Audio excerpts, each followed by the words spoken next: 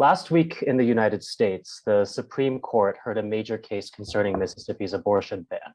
Now, during this hearing, Justice Roberts made a very interesting statement about China and North Korea's abortion laws.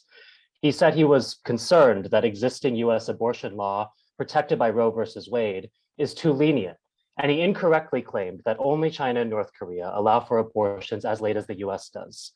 By this line of thinking, Mississippi's abortion ban should be upheld, and the fundamental rights of millions of people violated, all to keep the US from becoming like North Korea. I'm not here today to focus too much on the Supreme Court, but I do want to ask a question that I believe is relevant to today's summit. How was it even possible in the first place for this kind of nonsense argument to be made by a member of the highest court in the US? There's two parts to that answer, in my opinion. For one, Justice Roberts was actually borrowing his argument from the very Mississippi lawmakers who passed the abortion ban, using North Korea and China as one of several arguments for what we might call their reproductive injustice agenda. But to zoom out a little bit, this kind of rhetoric is only possible if the vast majority of the American people have been actively taught that China and North Korea, or the DPRK, are unfree, undemocratic societies. This is the case, and we must understand how the US uses this manufactured ignorance to disguise its repression as liberation. To understand how this is happening, we also need to understand the truth about Korea, which is my topic for today. To begin, abortion is legal and widely available throughout the DPRK. Maternity leave is guaranteed for up to 240 days, longer than in most countries. Childcare and healthcare are not only free, they are considered constitutional rights.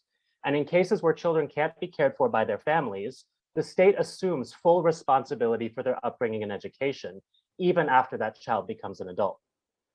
I'd like to say a little more about North Korea's constitution.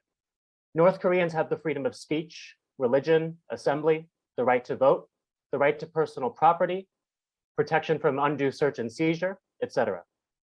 In fact, there are many rights in the DPRK's constitution that are not considered rights elsewhere, particularly in the United States.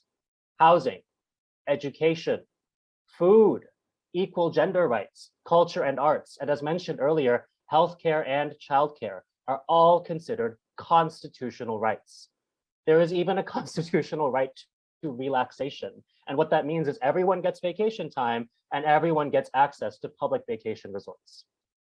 This is the reality of socialist democracy in North Korea, and it's just the tip of the iceberg. In North Korea, it's the people themselves who run society, whether through the state or mass organizations. Most people think that Kim Jong-un is running a one-man show, but this is a view born out of the same manufactured ignorance I referenced earlier. Most people who say this could not tell you Kim Jong-un's government title, which is very telling. His government title is the first chairman of the State Affairs Committee.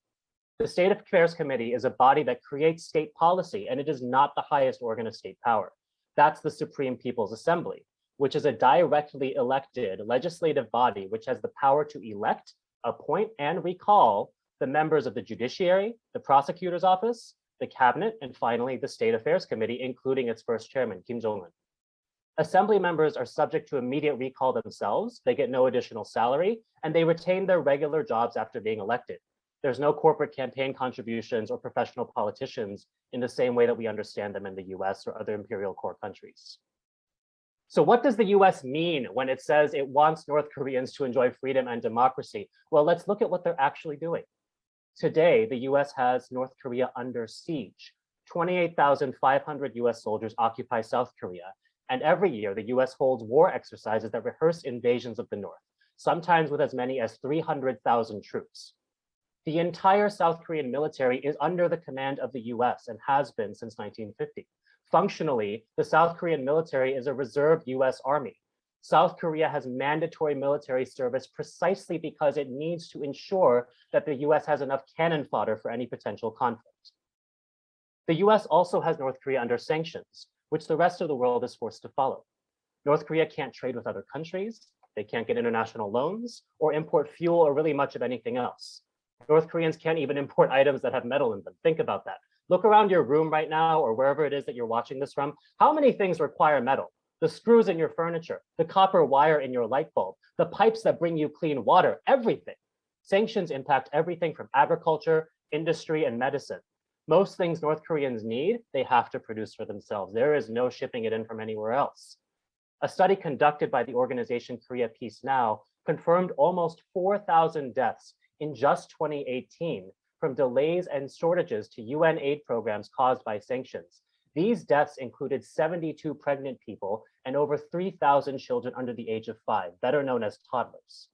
The same study found, and I quote, 99% of pregnant women in North Korea did not have access to emergency reproductive kits to assist with life-threatening complications during pregnancy. The US's attacks on reproductive rights included sanctions against North Korea. When the US says it wants freedom for North Korea's people, this is what they mean: the freedom to die during childbirth or during childhood, the freedom to go hungry, the freedom to perish from preventable disease. With one hand, the US condemns human rights in North Korea, and with the other, it violates those very rights on its own. What else do we call it when they attack North Koreans' right to live, their right to food, their right to healthcare, their right to independently develop their society and raise their standard of living? Now, does this mean the DPRK is a paradise? It doesn't. But so what? The DPRK is a poor country with a history of colonial and imperialist exploitation, living in a hostile world bent on its destruction. It's not a paradise because it's part of the real world. It's a socialist society in transition to communism that is contending with the realities of actually existing imperialism. And in order to achieve communism, you have to have a certain level of material development. You can't guarantee food for all your people if you are prevented by sanctions from producing enough food. And you can't dedicate all your resources to improving society if you have to simultaneously fend off the imperialists who want to recolonize you. North Korea is a real human society that is subject to the same laws of historical development that apply everywhere else. It is a complicated place, but the most basic reality in North Korea is this: North Koreans are making every effort to construct a society that can provide for everyone's basic needs, and at every turn, they are impeded, undermined, and sabotaged by the forces of imperialism. Anyone who doubts this need only look to the new sanctions President Biden imposed on the DPRK yesterday, while the so-called Summit for Democracy was wrapping up.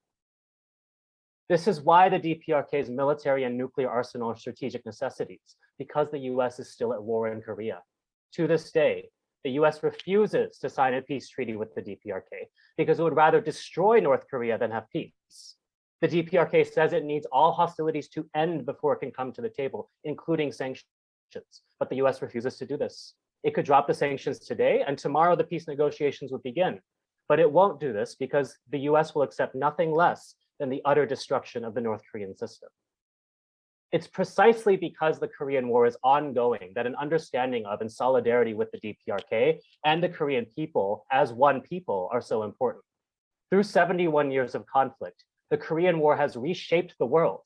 This is your history too, not just ours. It is our shared past, our shared present. McCarthyism first blossomed in the United States in the international context of the Korean War. The military-industrial complex as we know it today was born through the Korean War. Today, imperialist aggression against North Korea is used to justify all manner of domestic and international oppression, from the abortion ban in Mississippi to the latest US defense budget, which stands at $768 billion and includes new funding for new militarization across the Pacific and the entire world. History is still in motion, and all of us are subjects of history. As human beings, we can either participate in it consciously or unconsciously, but we can never escape it. The US is pushing the world down a dangerous path, but it is not an inevitable one.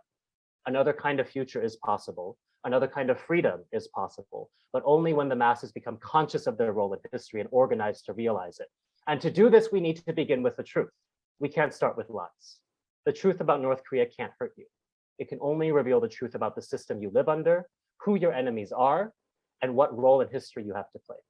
Thank you very much.